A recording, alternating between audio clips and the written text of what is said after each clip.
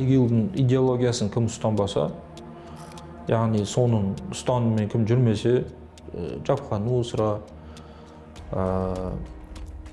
Джейш аль-Хур дейді жаңағыдай, мысалы, сосын көп Ахраш Шам дей ма, бір 10 шақты группировка бір-бірін такфирге шығарып отты. Бәрі де ла илаха иллаллах деп айтады, бәрі де өздерін, әрбір өзін мұсылманбыз дейді. Бірақ соны кровопролитие.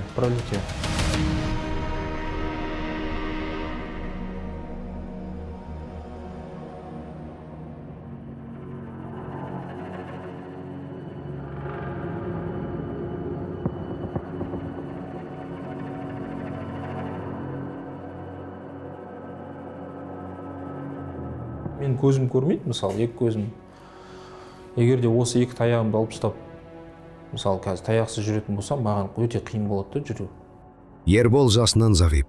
Бірақ оның мүгедектігі радикалды идеологияның соңынан еруге кедергі болмады. Тіпті сол Захардың ықпалымен жеке кәсібін жауып, елден кетіп лаңкестерге қосылды.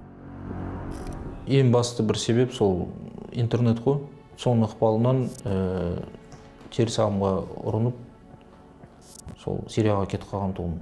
Бізге мұсылмандарды қырып жатыр, бізге келіндер, көмектесіңдер деген сияқты сондай үгіт насихаттар жүрген негізі.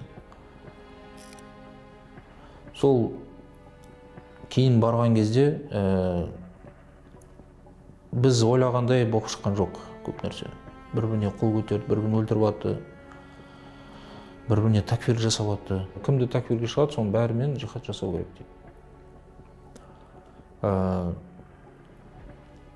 Сол ұрлау, тонау, мысалы, сол қайсы бір неге өзінің наводкаларын береді, мысалы, сол жерде барып, жаңағыдай өзін жарып жібереді, мысалы, сол нәрсеге жаңағыдай үгіт жұмыс істейді сондаймен, мысалы, соны сендіреді. Такфир, біреуді күпірлікпен айыптау. Бұл идея барлық діни экстремистік және террористік ұйымдардың доктринасында бар. Олар өз қатарына қосылмағандарды шариғатты басшылыққа алмады деп кәпір санайды. Және не кәпір санаған тұлғаларды кім кәпір деп есептемесе, оның өзі де кәпір болады. Қазір сәләфиттерді көбінесе осы хаварижден тараған осы топтарды айтып жатамыз. Такфир де осы сәләфиден бөлініп шыққан бір секта. Әбден шектен шыққан радикалды ағым болып есептелінеді. Жихадта сондай ұғым, мәселен, Сирияға шығу болсын, таяу басқа мемлекеттерге жаңағы дін үшін, Құдай үшін соғысу дейді.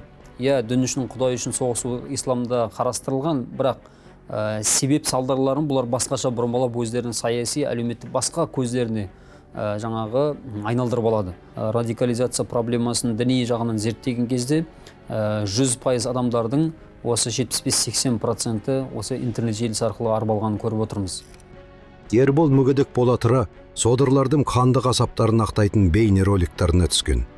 Және ВКонтакте әлеуметтік желісіндегі парақшасында терроризмді насихаттаған. Кейін бұл тірлік үшін өкінді. Алайда кеш келген тәубе оны темір тордан құтқармады. Қазір сот үкіміне сай өзіне кесілген жазаны өтеуде.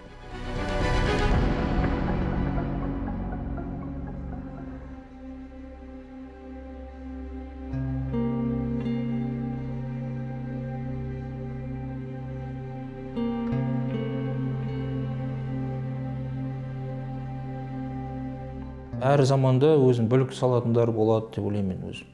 Оларға күш керек, мысалы, қаржы керек, адамдар керек дегендей. Сол арқылы жоспарын іске асырады. Егер де ақылды адам болса, ондай нәрсеге ұрынбайды негізі. Негізі дін эмоцияда тұрмайды ғой, эмоциямен берілмейді, жүрек арқылы расталу керек. Ал эмоцияға беріліп, бірақ артынан ертең басына іс түскен кезде, мысалы, қиыншылық жағдайда, сол кезде есін жинайды да көбісі. Бірақ ол кезде уже кеш те болуы мүмкін адамға.